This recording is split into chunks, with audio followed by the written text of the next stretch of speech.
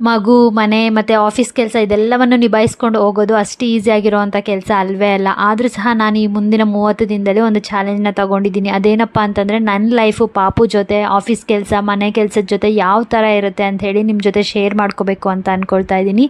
ನಿಮ್ಮ ಪ್ರೀತಿ ಸಪೋರ್ಟ್ ಇದೇ ಥರ ಇರುತ್ತೆ ಅಂತ ಹೇಳಿ ಅಂದ್ಕೊಳ್ತಾ ಇವತ್ತಿನ ದಿನ ಶುರು ಮಾಡ್ತಾ ಇದ್ದೀನಿ ವೀಡಿಯೋಸ್ನ. ಇದು ಬಂದುಬಿಟ್ಟು ಫಸ್ಟ್ ಡೇ. 30 ದಿನದಲ್ಲಿ ಇದು ಫಸ್ಟ್ ಡೇ ಅಂತಲೇ ಹೇಳ್ಬೋದು. ಇನ್ನು ಬೆಳಗ್ಗೆನೇ ಎದ್ದು ಫ್ರೆಶ್ ಅಪ್ ಆಗಿ ಪಾಪುಗೆ ಸ್ವಲ್ಪ ಹಾಲು ಕಾಯಿಸ್ಕೊಟ್ಟು ನನಗೂ ಸ್ವಲ್ಪ ಜೀರಿಗೆ ನೀರನ್ನ ಸಹ ಮಾಡಿಕೊಂಡು ಕುಡಿದು, ಅದಾದಮೇಲೆ ಪಾಪುನ ಕೂಡ ಫ್ರೆಶ್ ಅಪ್ ಮಾಡ್ತಾ ಇದ್ದೀನಿ. ಅವನಿಗೆ ಸ್ನಾನ ಮಾಡಿಸಿ ಡ್ರೆಸ್ಅಪ್ ಮಾಡಿ ಮತ್ತು ರೆಡಿ ಮಾಡಿಕೊಂಡು ಜೊತೆಯಲ್ಲೇ ಅಡುಗೆ ಸಹ ಮಾಡ್ಕೋತಾ ಇದ್ದೆ. ಅಡುಗೆ ಮಾಡಿರೋವಂಥ ಕ್ಲಿಪ್ಪಿಂಗ್ಸ್ ಮಿಸ್ ಆಗಿದೆ. ನೆಕ್ಸ್ಟ್ ವೀಡಿಯೋಸಲ್ಲಿ ಅದನ್ನು ಕೂಡ ಆ್ಯಡ್ ಮಾಡ್ತೀನಿ. ಇನ್ನು ಇವತ್ತು ಪಾಪುಗೆ ಬಂದುಬಿಟ್ಟು ಉಪ್ಮಾ ಮತ್ತು ಒಂದು ಬಾಯ್ಲ್ಡ್ ಎಗ್ನ ಕೊಟ್ಟಿದ್ದೆ ಟಿಫನ್ಗೆ.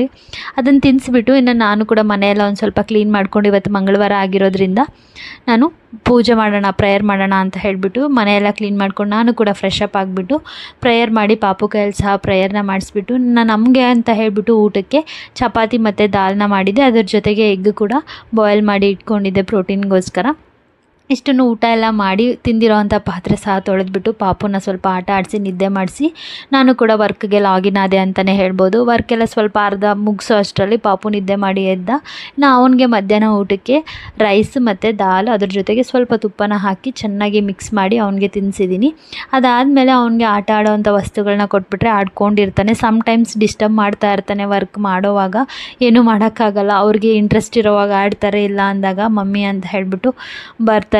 ಏನು ಮಾಡೋಕ್ಕಾಗಲ್ಲ. ಆವಾಗ ಸ್ವಲ್ಪ ಪ್ಯಾಂಪರಿಂಗ್ ಮಾಡಿ ಮತ್ತೆ ಬಿಟ್ಟರೆ ಅವನೇ ಆಡ್ಕೋತಾನೆ. ಇನ್ನು ಈವ್ನಿಂಗ್ ಸ್ವಲ್ಪ ಬ್ರೇಕ್ ತೊಗೊಂಡು, ಕಾಫಿ ಬ್ರೇಕ್ ತೊಗೊಂಡು ಅವ್ನು ಮಾಡಿರ್ತಾನಲ್ಲ ಎಲ್ಲ ಆಟ ಆಡೋ ವಸ್ತುಗಳನ್ನೆಲ್ಲ ಮನೆಯೆಲ್ಲ ಚೆಲ್ಲಿರ್ತಾನೆ.